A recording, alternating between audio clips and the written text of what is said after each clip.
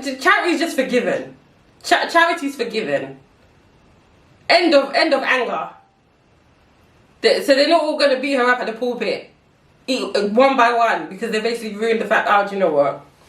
I've had enough. Hi guys, you are watching Etcetera with me, S. Make sure you like, subscribe, share, all that good ish. Let's get right into it. Greenleaf season 5 is back. Episode 1 came out this morning for us UK people, and as you can see, I am in the spirit. I've got my fascinator on. I wanted to wear a church hat, but I don't have any church hats, so this fascinator will do. I feel like I'm like the second wife of the associate pastor. I feel that's the look I'm giving right now. Okay, let's get right into it. All I know is they better be flogging Charity as a family at the pulpit of that church. I'm telling you this now. If I don't see a flogging, I'm gonna be vexed. So the episode starts with Bishop and Gigi at the church. You know, it's getting demolished. They're taking all of the things out of the church before they demolish it, and you know, it's quite a sad scene because, you know, Bishop, Calvary, not Hope and Harmony, H&H, whatever, no, Calvary was their church, and now it's literally, they've lost it before their eyes, and all of the trials and tribulations with Triumph, Basie, and within their family, and now they're losing the one thing that was kind of holding the whole family together.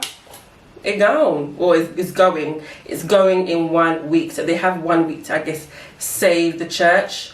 Here she comes, little Miss Benedictine on, traitor to a whole family.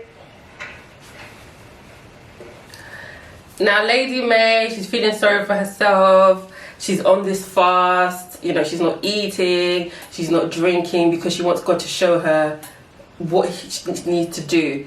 Now, for those who don't know, even though you wouldn't be watching this review if you didn't know, Charity, the baby of the family, the last born child, the wayward child, she basically allowed Hope and Harmony, Phil, I believe his name is, to basically take over the church. And obviously the family are very angry with her. Lady May called her Benedictine Arnold, play on Benedict Arnold, the traitor. But I mean, baby girl is still in the house. Why is she still in the house? They should have told her to collect her belongings and go and stay in that little bunker with Zora or something, because I don't understand how she could just be roaming around the house, the manor in this manner. Another person I cannot stand on this show is Clarissa, or Carissa, whatever her fucking name is. Oh, let me not swear, this is the show of God. Now if you remember from last season, Carissa and Jacob, their whole marriage is a mess, to be honest. Jacob had been cheating on Carissa for years, but they did reconcile, but I think money issues and all that stuff, you know, started coming into the forefront. Carissa had an affair with one foreign guy who basically gave her information about the Greenleaf Manor. I mean, maybe the family got it by some dodgy means, I don't know, but she's got like the deed or the will or whatever to the house, and she's threatening Jacob with it because Jacob wants a divorce, but she's like, listen, if you're gonna divorce me, you need to give me what I'm owed, what I'm due, and everything more, or else I am going to make this deed of the house public or whatever. So she's basically threatening him.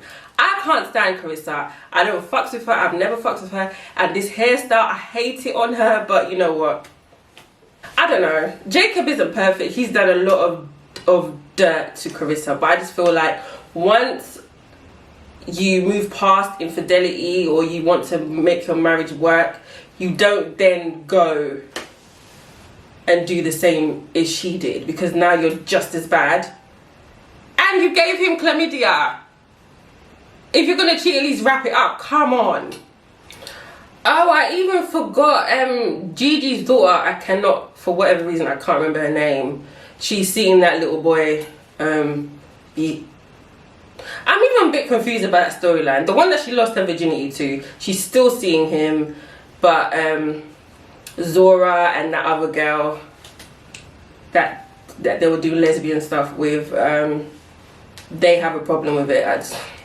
This storyline, I really don't care, because I really don't care for the little girl, but yeah.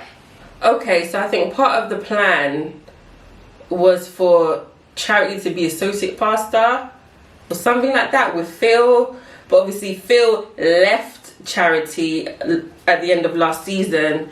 But Phil had to leave Charity. He proposed to her and everything, but he had to basically literally the next day cut off the proposal because one of the, I guess, clauses or whatever for him to be the main pastor of Hope and Harmony was that he married the big boss's white daughter.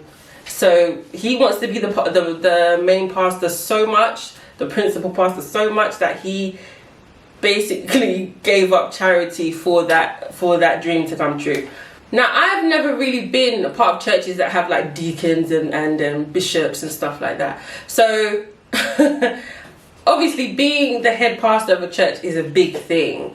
But is it, I don't know, is it that important that you're gonna throw away your happiness for it? Now you have to marry this white woman that you don't even fuck with like that over Charity. Now Charity is scum, but really? I'd rather Charity than that Snow White. He's gone to see this woman, some white woman. The woman has got a mixed race baby that's probably about 3 years old. And obviously he's thinking, is this my child? He asked her, she said, if it was yours, I would have gotten rid of it. I don't believe that. I don't believe that. I think that little baby is his baby as well.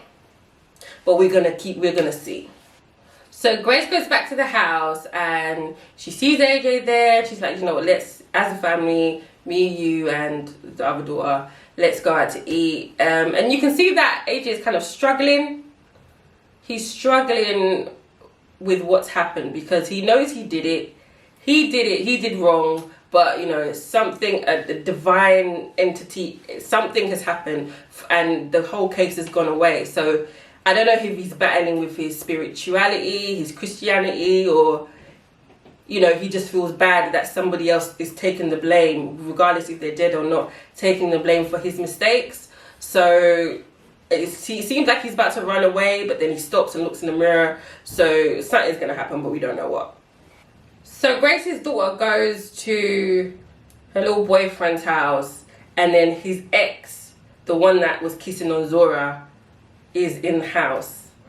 What is this, man? I'm sorry, I'm fast forwarding it, I don't care. So earlier in the episode, Bishop met with some of the ladies of the church, and you know, they're not happy that the church is going to be knocked down, and in the meantime, I think they're doing services in a gym or something like that. They're not happy about that. So Bishop is talking to Lady May about it, and Lady May was like, no, I don't even want the church anymore. And he's in agreement. They're thinking they should make another church and start from the beginning again, basically. And I'm thinking, you've got that massive ass compound, you better like put up a marquee every Sunday or something and then tell people to come and congregate. And I do want to say about those ladies that came to talk to Bishop, a couple of weeks ago you were Hope and Harmony, like ride or die.